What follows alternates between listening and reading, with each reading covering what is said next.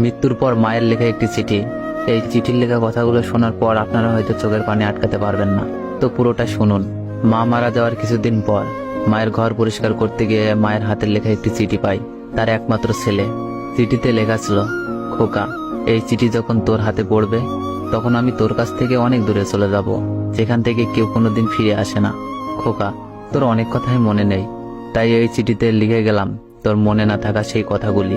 তুই যখন ছোট ছিলি একবার তোর জ্বর এসেছিল, আমি 3 রাত ঘুমাতে পারিনি, তোকে বুকে নিয়ে বসেছিলাম, কারণ তোকে বিছানায় শোয়ালেই তুই কেঁদে উঠতি।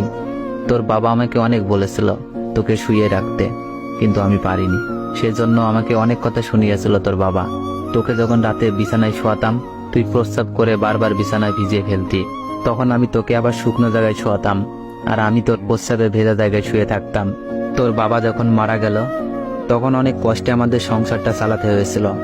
একটা ডিম ভেজে 2 টুকরো করে তোকে 2 বেলা দিতাম। এমনও দিন গেছে শুধু লবণ দিয়ে ভাত খেয়েছি আমি, কিন্তু তোকে বুঝতে দিই নাই আমি। একদিন রান্না করার মতো কোনো চাল ছিল না ঘরে, তখন কোনো উপায় না পেয়ে একটা বাড়িতে কাজ করে কিছু চাল এনে ভাত রেঁধে খাইয়েছিলাম তোকে। হয়তো তুই ভুলে গেছিস, যখন তোর এসএসসি পরীক্ষার ফি দিতে পারছিলাম না তখন তোর বাবার দেওয়া শেষ স্মৃতি নাকফুলটা বিক্রি করে দিয়েছিলাম। আরো অনেক কথা আছে যা লিখে গেলে হয়তো খাতা শেষ হয়ে যাবে, কিন্তু লেখা শেষ হবে না।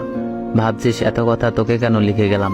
খোকা, তুই যখন বড় হলি, একটা ভালো চাকরি পেলি, এর কিছুদিন পরে বিয়ে করলি, তখন আমি তোদের নিয়ে ভালোই ছিলাম। মনে আছে খোকা, একদিন ঘর থেকে কিছু টাকা হারিয়ে গিয়েছিল, সেদিন তুই আমাকে জিজ্ঞেস করেছিলি আমি তোর টাকার ব্যাপারে কিছু জানি কিনা। তুই আমাকে সরাসরি কিছু না বললেও আমি বুঝতে পেরেছিলাম তুই আমাকে চোর ভেবেছিলি।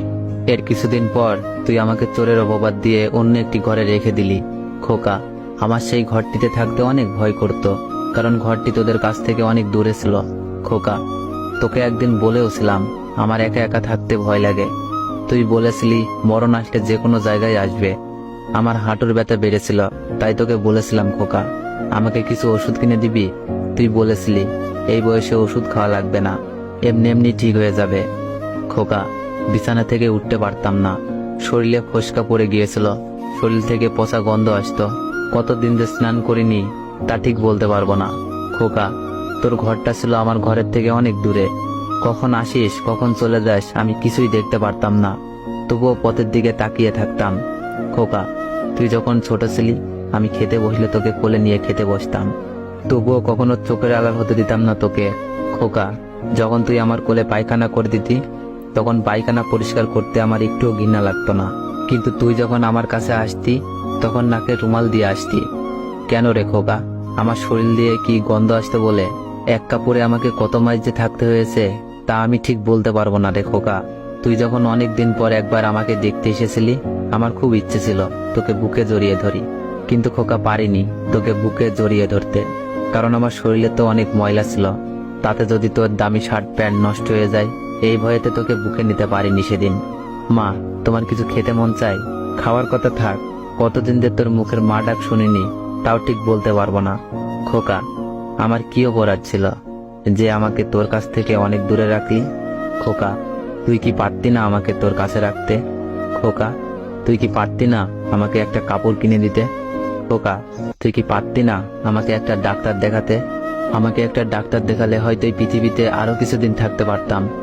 খোকা, কোনো মা তার সন্তানের কাছে পেট ভরে খেতে চায় না, শুধু মন ভরে মা ডাক শুনতে চায়, যা তুই কখনোই বুঝতে চাসনি।